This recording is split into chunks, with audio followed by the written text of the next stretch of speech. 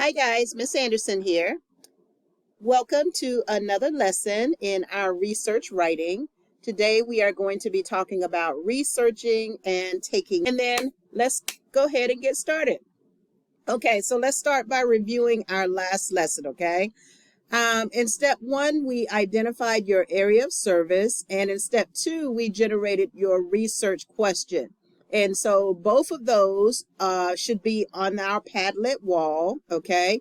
And we have three sentences, more than three. It depends on, how many sentences you needed to express yourself. And more than three is totally fine. But in one or two sentences, you should have listed your area of service, your problem statement, and remember, you're pulling this back from the service that you've done in the community, and then you've generated a research question, okay? Now, let me remind you, because this happened today as I was going through my research in preparation of making this video.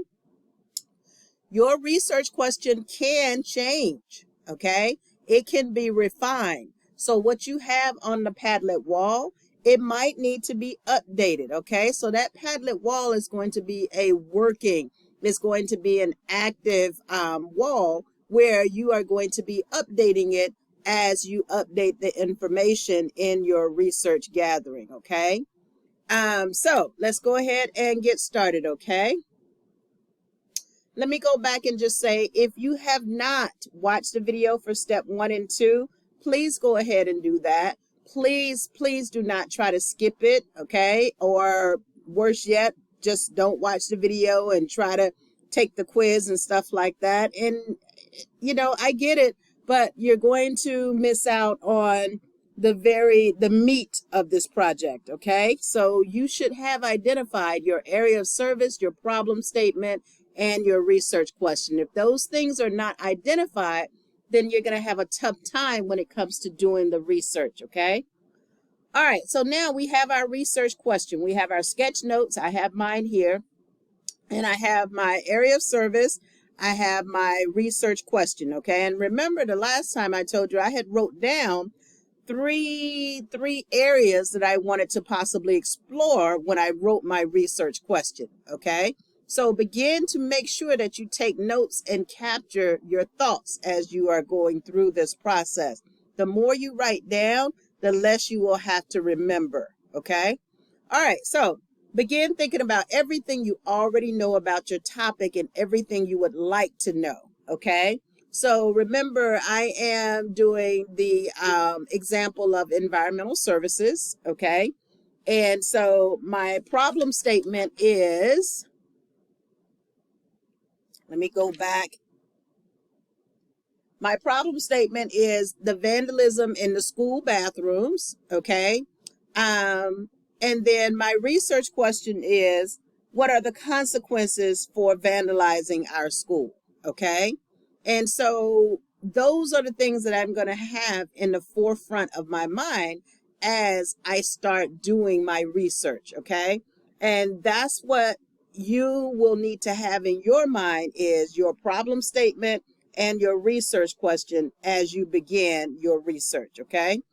All right, another note catcher, okay, is going to be in the classroom, and this time I will try not to forget to add it to our Google Classroom as well if you want it digitally, okay? But this is the note catcher that we are going to use. It is called brainstorming, and this is going to help guide our research, okay? And I'm going to show you mine a little later. We're also going to, so we're going to start conducting your research, okay? I'm going to walk you through how I did mine, okay? So in this video, you can pause it and start your research, but your research, because I'm going to add another note catcher, which is citing your sources and doing that through source cards. You can start now, but the bulk of your research will come in the next lesson, okay? So today I want to focus on taking notes, documenting your sources, and then the information that you're going to research, you're going to look for facts, statistics, surveys, tables, graphs, everything that's going to support your research, okay? Whether it's the problem, okay, especially the problem. For example, if you're doing homelessness, okay, and I think someone was doing homelessness, that varies by city. What are the largest population? Well, hopefully you'll be able to find some research studies that have already done that research for you, where you can pull out the tables and the graphs and the statistics that will demonstrate that, okay? And so don't forget to save photos, okay, and videos, all right? Because I'm going to show you a video that I just found, and it truly captured a lot of things for my report, okay? So everything is potentially a source, okay? But let me see. Okay, so before I go there, let me do a walkabout. So I'm going to come out of here, okay? And you see all of these tabs starting from right here all the way over is what I did today, okay? First, I'm going to play these little videos here, these very short videos that I found, because I do want you to watch those, okay? And then I'm going to go back and walk you through what else I found as I was doing my preliminary research, okay? Preliminary means I'm just looking for information just to see what's out there, okay? All right, now I truly hope truly hope that the sound is going to play on these YouTube videos, because I won't know until I create the whole video and then go back and rewatch it and then hear the sound, or worse yet, not hear the sound. So, all right. So this first video, and when you're going to come across a lot of good information, guys, okay? And I'm going to show you how to capture that information, okay? But remember, one of the things about researching is you need a quiet mind, you need a quiet environment, and you need to be able to stay focused, okay? Meaning minimize the distractions in your head, okay? So it's not so much, so in our classroom, it will go quiet when everyone is watching the videos, when everyone is intently doing their researching, thinking, analyzing, and when you come to the wow factor, when you're learning stuff that's blowing your mind, okay? Minimizing the distractions is so, it won't so much be the environmental distractions, although we do have some cadets that, can't stay seated and watch a video, but I'll work on that. But it's the distractions in your head, becoming unfocused. That's what you want to try to minimize, okay? So I say all of that to say that most of this you can do in our class, okay? But you have to be intentional about it. And that's one of the things that I want you to understand, is that this project is made to be done in class, because I know you have busy lives outside of class. But when you come to class, you can't be sleeping, you can't be off task, you can't be overly social, you can't be angry, upset, negative. You can't be any of those things. You got to come in, bring an open mind, bring a can-do attitude, I'm going to get this done, and when I leave, I can just hit that check mark. That's the attitude that I need you to come in with, so that you can get the research done, okay? All right, but let's go ahead and start with this video. I found these set of videos, and they were very applicable. They can explain much better than I can, okay? So here's one about developing your research question, okay? Ever hear about writer's block? Yeah. Did you know it's a total lie writers use as an excuse for taking a break whenever they want? True story. Writing's a skill, like tennis or cooking. A cook never looks at a raw egg and says, "Drat, nothing I can do about this here raw egg. I have cook's block." No, problems have solutions. When writers want more ideas, they read and they take notes. To find a topic for a college paper, you read course materials, reference works like encyclopedias or Credo, one of our reference databases, or anything else you can find that relates to the subject you're going to write about. Just keep reading, filling your brain with relevant information until a topic reveals itself to you. Of course, finding a topic is only the first step. Before you can move forward, that topic needs to be framed as a research question. A good research question is what turns, "Hey, here are a bunch of facts I learned about car accidents," into something meaningful. A research question describes what you want your research, and therefore your paper, to answer. But some kinds of questions are better than others. A good research question is an open-ended research question. A bad research question is a closed research question. Here's the difference. Using the topic of car accidents, an open-ended research question might be, what's the most sensible way to reduce traffic fatalities on the highway? An open-ended research question can only be answered using a combination of facts and interpretations of those facts. In other words, not everyone who asks the same question will come up with the same answer. The answers to open-ended questions are subject to debate, and debate is what you want for a persuasive college paper. For example, let's say there's a crazy place where they drop the speed limit to 20 miles per hour everywhere, even on the interstate, and nobody has died in a car wreck there since. What does that mean for us? Does it mean that everyone everywhere should drive really slowly? Or does it mean that people need to slow down on dangerous stretches of road? Or does it mean that saving lives comes at the cost of never getting anywhere at a reasonable speed?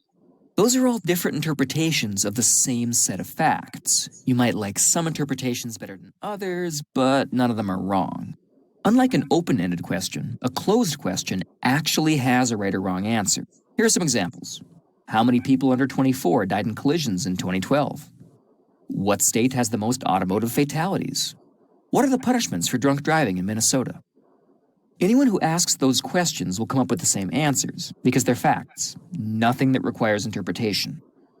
So when you're looking at a research question and want to know if it's open-ended or not, remember this. If it can be answered with a fact, it's a closed question. If it can only be answered by a fact combined with an opinion, then it's an open-ended question. Once again, if the answer can be a fact, that means the question is closed and won't make for a good paper on its own. If the answer requires facts and opinions, that means the question is open, and open questions make for good papers. Okay. All right. So go ahead and pause. Hey, you have that. an hour this week, right? Yeah. Great. I can teach you how. There we go. Okay. So takeaways from that video, okay, are open-ended questions. Okay. So your research question has to be open-ended. And although I can't remember, there is one question on the Padlet wall that does have an answer to it, meaning it's a closed-ended question, okay? So I want all of you to go back, okay, and check your research question to make sure that it has no definitive answer, okay? Now, he said that a good research paper is facts plus interpretations, and that's what we're doing here. Your interpretation, that's what makes it possible for us to have 10 people work at the YMCA, do their service at the YMCA, yet all of you are going to write different papers. And that's because you are going to select problems that you identified, and those are going to be based upon what you think, your opinions, your subjective views, and your interpretations of the facts. So I like that little video there in terms of just reminding us what a research question should be, and that should be open-ended, and it's going to include facts along with your interpretations, okay? All right, so our next video here is selecting and using keywords in your search, okay? So in your notebook, okay? Write down some notes from this video, okay? Keywords, all right?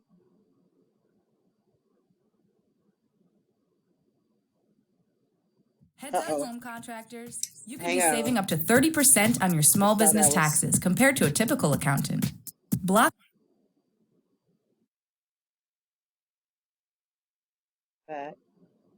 No, supposed to be keywords. Oh, come on. Here we go. There we go. How do you get from a research question to a pile of useful articles? Magic! Wait, no, what am I saying? It's keywords. And FYI, we use the term keyword, whether it's one word or three. Keywords are index terms. The word index comes from Latin, meaning pointer finger.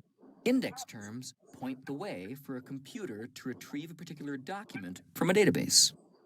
2 to 4 keywords are usually sufficient. This isn't a case of more is better. It's a case of the right amount is the right amount. Only use 1 keyword and you'll get way too many results. More than 4 keywords and you might not get any.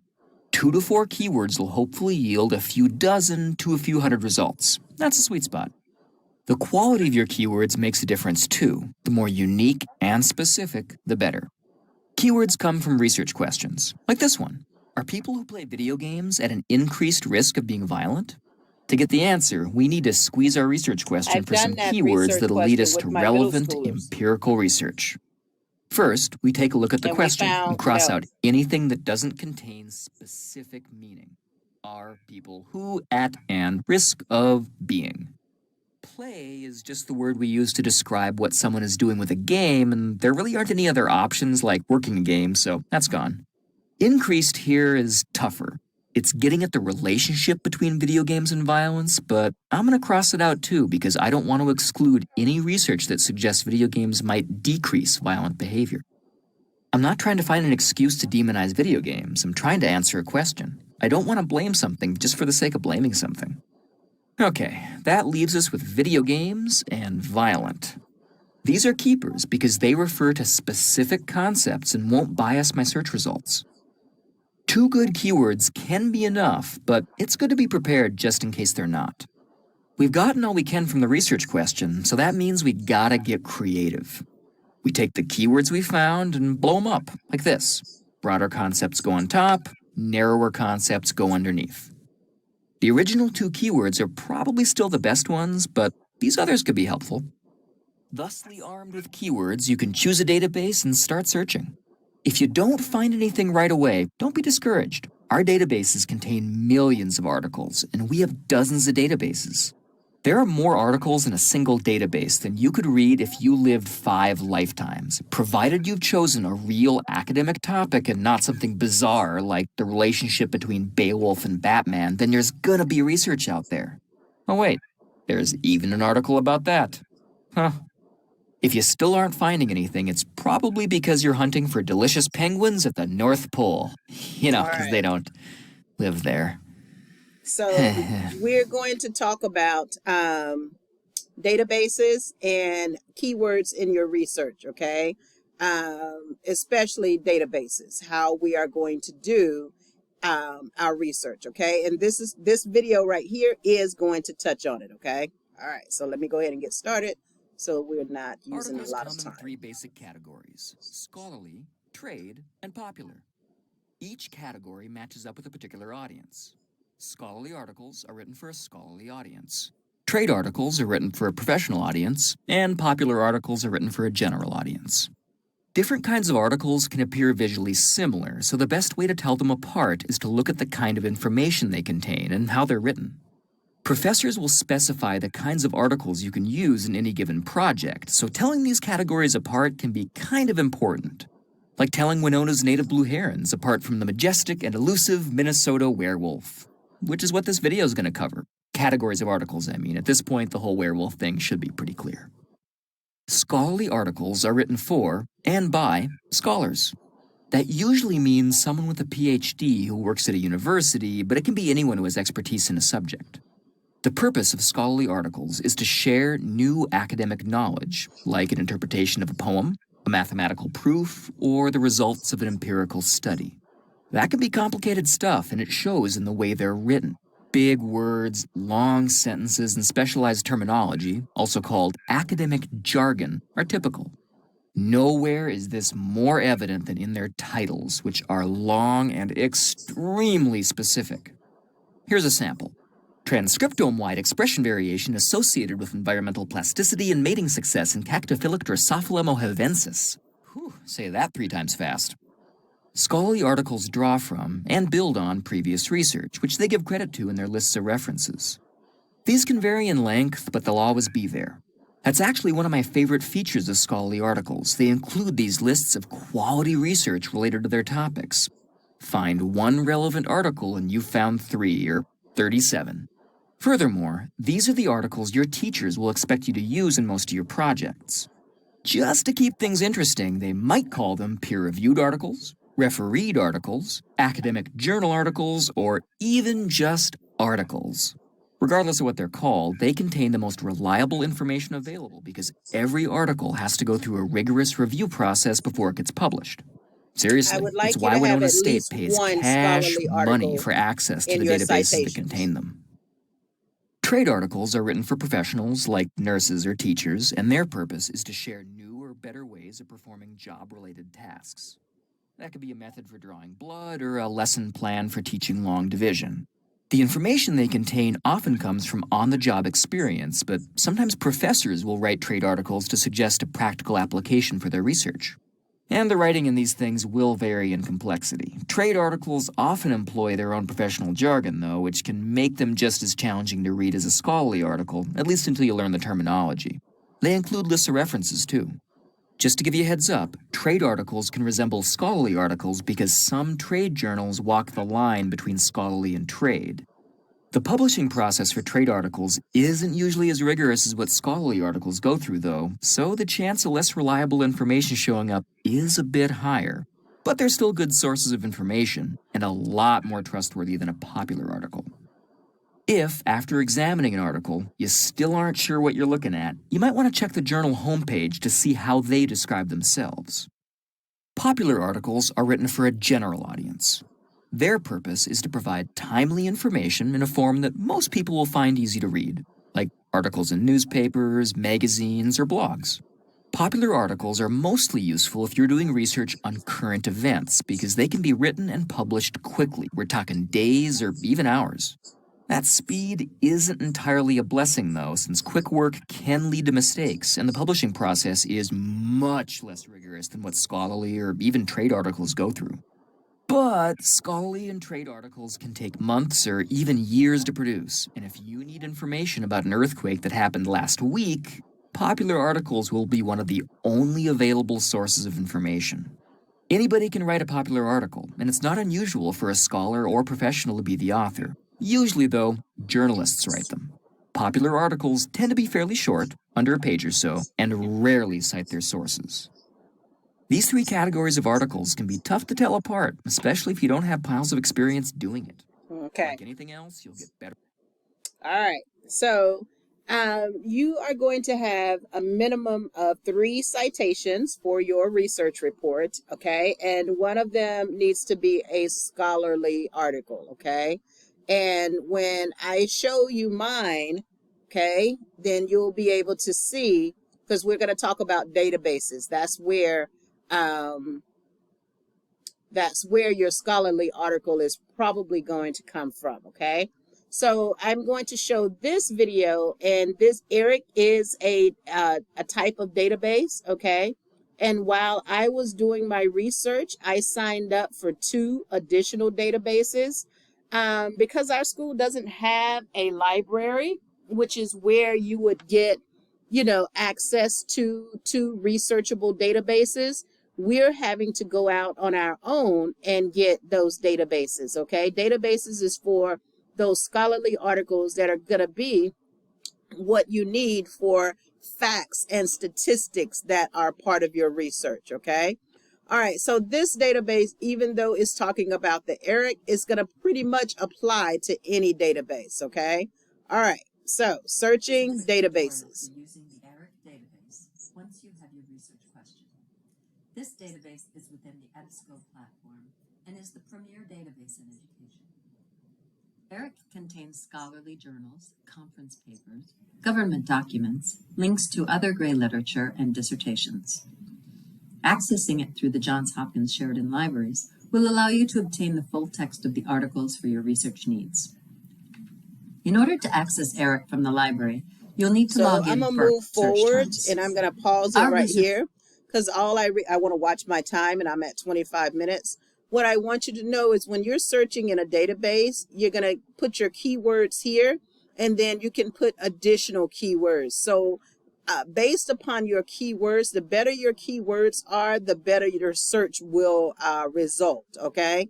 And I want to show you mine, so I want to have some time to go through what I searched just today, okay?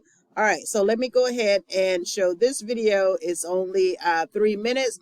because this is important when we start doing our research and then start thinking about what sources we're going to use, okay? As it turns out, there are only four ways to use other people's ideas. 3 of them are ethical: summary, paraphrase, and quotation. The fourth one, plagiarism, which we also call stealing, is always unethical. If you're using someone else's ideas, that means you're using one of these methods. So I'm going to tell you about them and give you some suggestions about how to use each one. This is going to be a quick overview, so buckle up. Metaphorically, unless you're driving, in which case, don't watch a video. Summary takes something big and shrinks it down, so you can reduce a big old tome like Moby Dick down to a madman hunts a whale, gets everyone killed. Long book shrunk into a sentence. Note that those are all my own words. That sentence does not appear in Moby Dick. Apart from that, make sure to attribute the thing you summarized using a citation style of some kind, kapow, and you're done. MLA Summary is for good us. when you want to refer to something big and complicated, but you don't want to give your audience a reading assignment. So you just share the stuff that matters. Paraphrase is like summary, except instead of taking a big idea and making it small, you take something that's already small and change the words while keeping the meaning. And, include a citation. Paraphrase is good for sharing information when the exact original words don't matter and might even be a That's distraction. what we're going to be doing. You want to the most, paraphrase when the other paraphrasing. person's ideas, not their exact words, are what you want to share. In this case, the flowery, archaic language and lack of context could make this sentence confusing. Who's the I, and where exactly is Hell's Heart, and why does that matter? This paraphrase gets the same idea across without letting the language get in the way. Quotation is the exact reproduction of someone else's language, a perfect copy. To quote, you copy the text you want, throw quotation marks at either end, and of course, include a citation. Quoting is easy to do, but that doesn't mean it's easy to do right. It's like swearing. The trick is knowing when it's appropriate. Swear in the right situation, it really helps drive your point home. Swear in the wrong situation, and grandma writes you out of the will. Basically, you want to quote when the other person's exact words, not the ideas behind them, are what you want to share. Because those words are beautiful or so well chosen and complicated that you don't trust yourself to rephrase anything. Think of quotation as a last resort, only to be used when neither paraphrase nor summary will do. Plagiarism, or stealing, involves taking someone else's ideas or language and passing it off as your own, either deliberately or by accident. That means summary, paraphrase, and quotation can all become plagiarism if you don't give credit where credit is due. The fancy word for that is attribution, and that's the key. Here's a paraphrase from a critical analysis of Moby Dick. If I include it in my paper without clearly indicating whose idea it is, it could look like I'm passing it off as my own, which is plagiarism. See? Plagiarism, not plagiarism. Plagiarism, not plagiarism. The difference is attribution. So I plagiarize, usually to save time.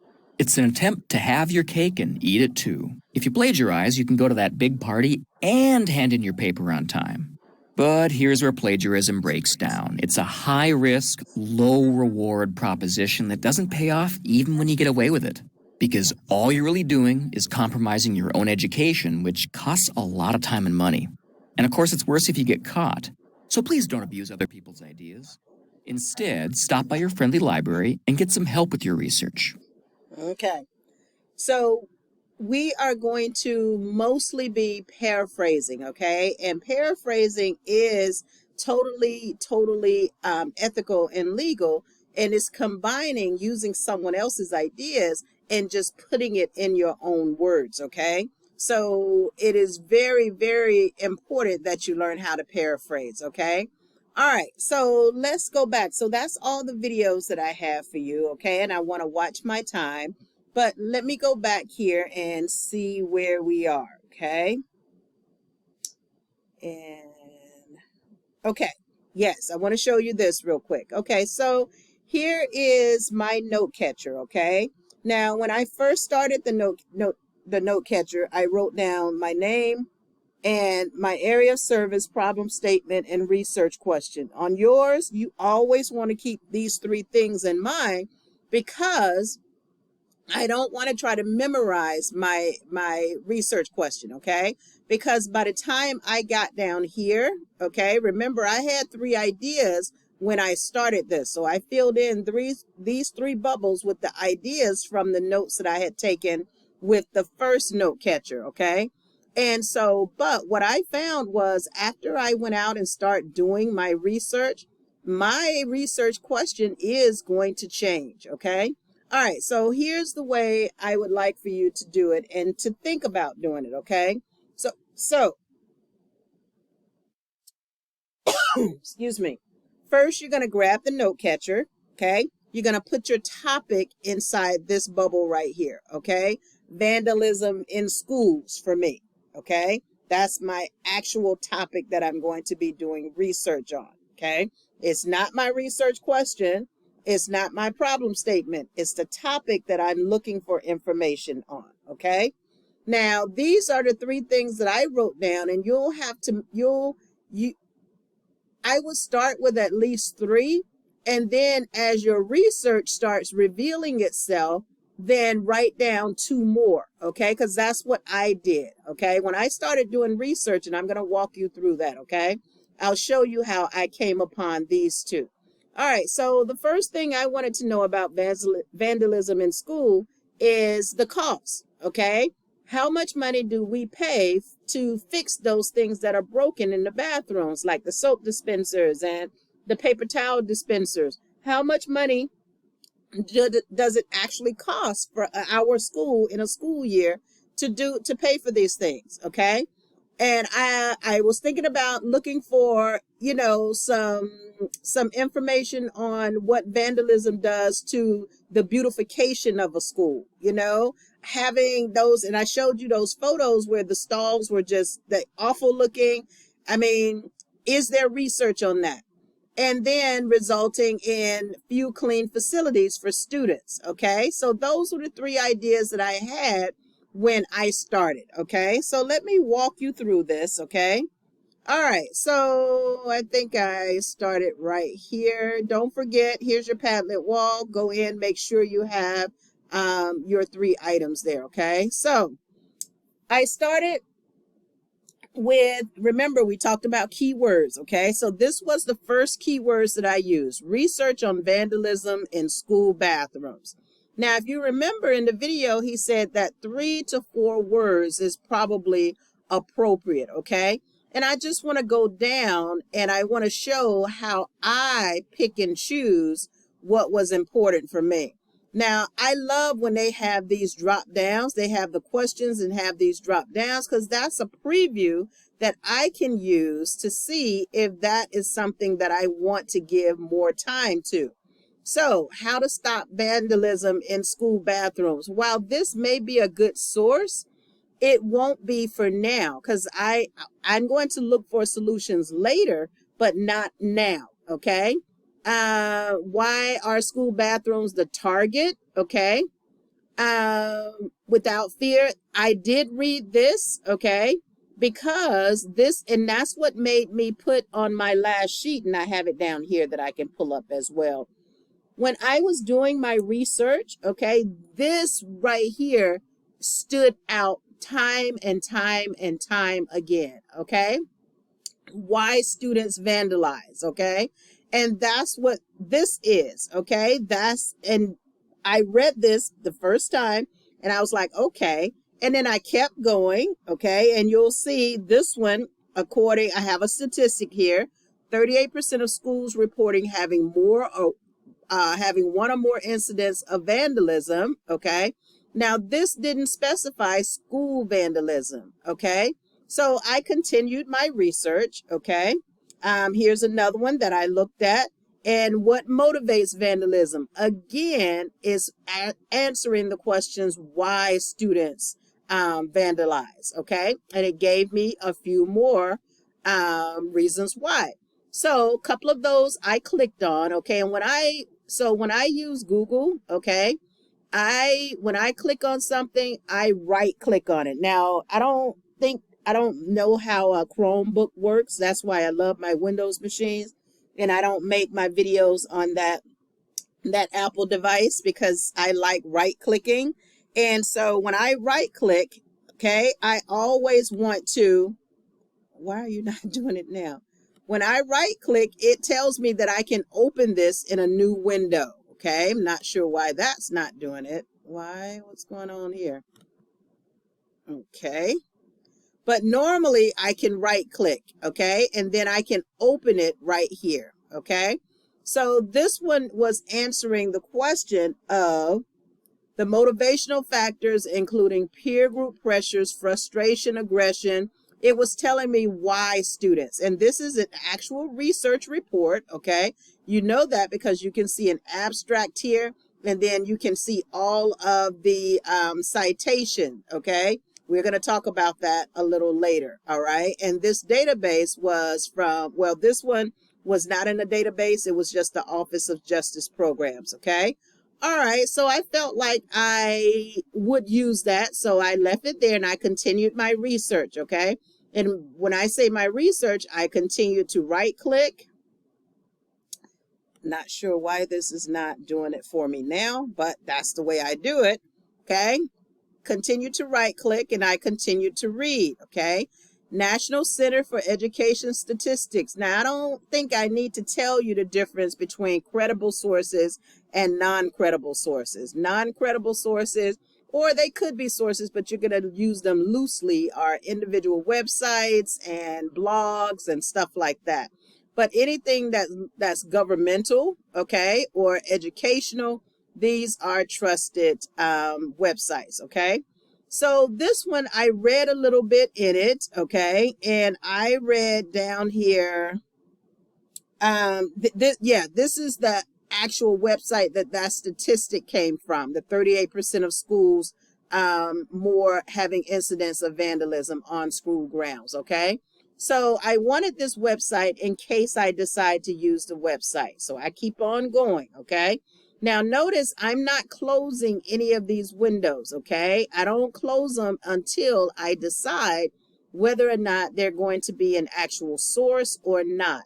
If they're going to be a source, then I'm going to document them, and that's going to come in next videos, okay? I'm going to keep all of these windows open, and then in the next video, I'm going to show you how I would make notes of my sources, okay?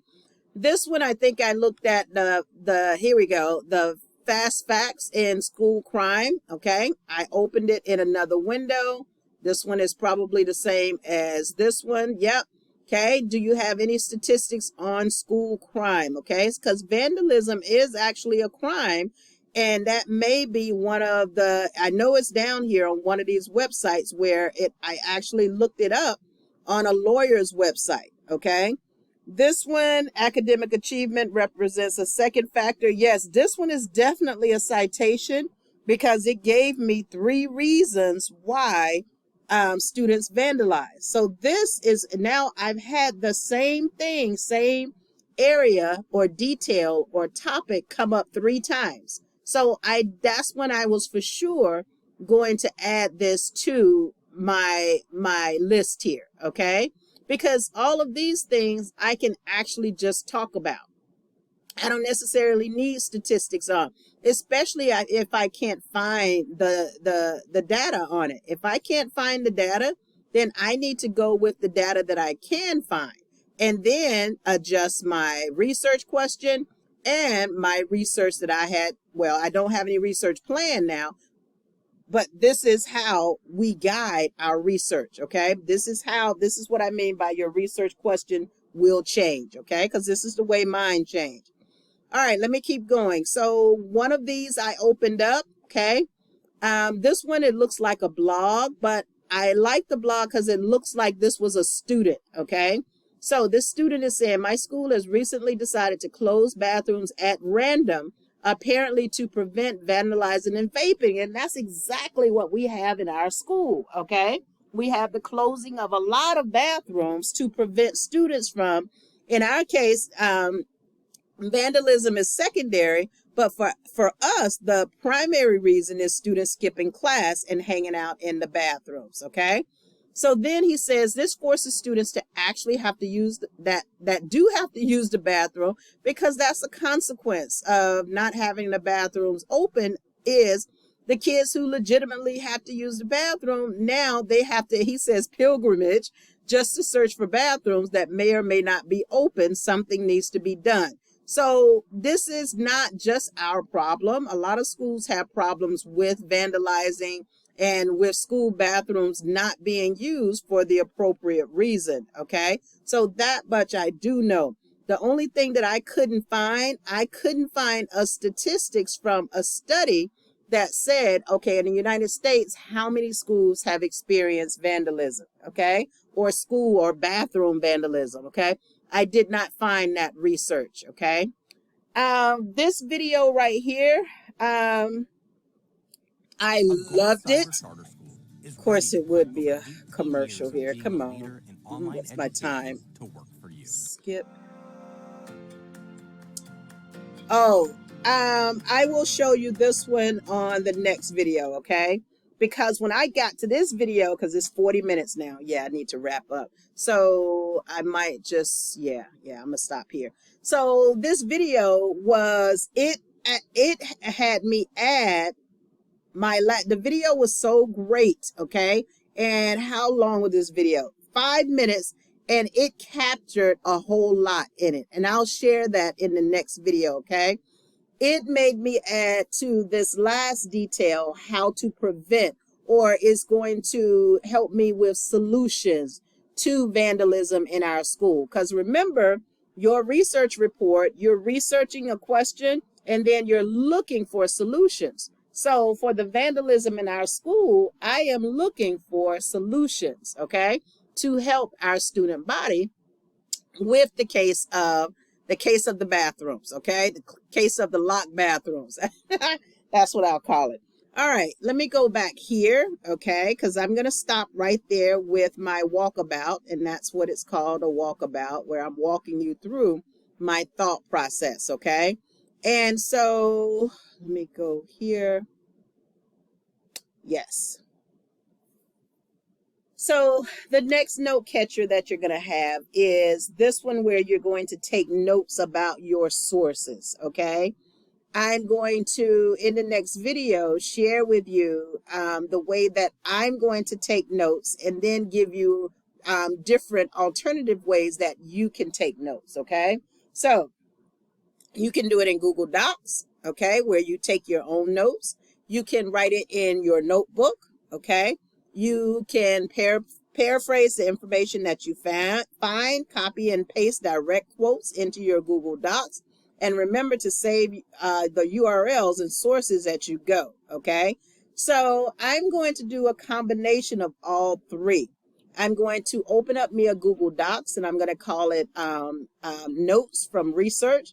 I'm going to use this note catcher right here for things that I want to summarize or paraphrase or quote, okay? And this is going to take place by hand. So notes by hand in my notebook, maybe not, okay? Because I have these two sources in which to take notes, okay? So for you, I suggest you do the same thing. This graphic organizer helps keep you organized, okay? So remember, me using the Google Docs, I've already had experience in doing research, okay? So I already know what's supposed to go there, okay? So for you, I would ask that you start by using this research notes, okay? You can open up and start a Google Docs as well, especially when you want to copy and paste, okay? And when I say copy and paste, that's with adding a citation, okay? So that you can begin to put this process in your mind, okay? And that way it can become automatic for you, all right?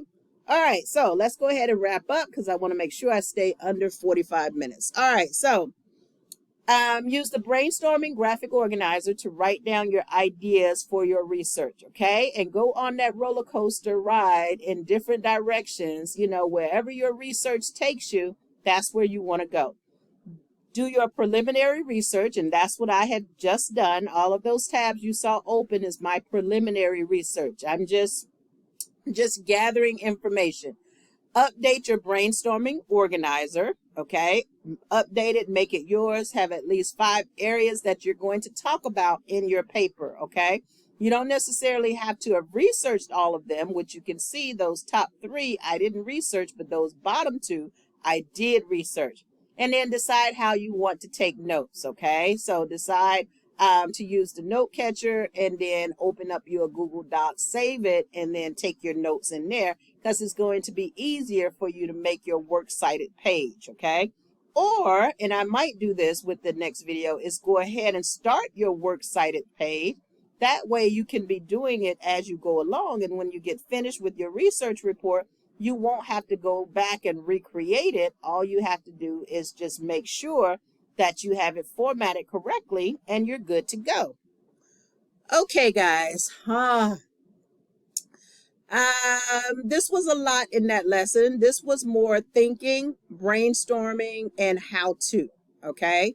The next video is going to be creating your source cards and those citations, okay? Paraphrasing, deciding what you're going to use from your sources that you look up. All right, guys. Thanks a lot. Take the quiz. See you next time. Bye.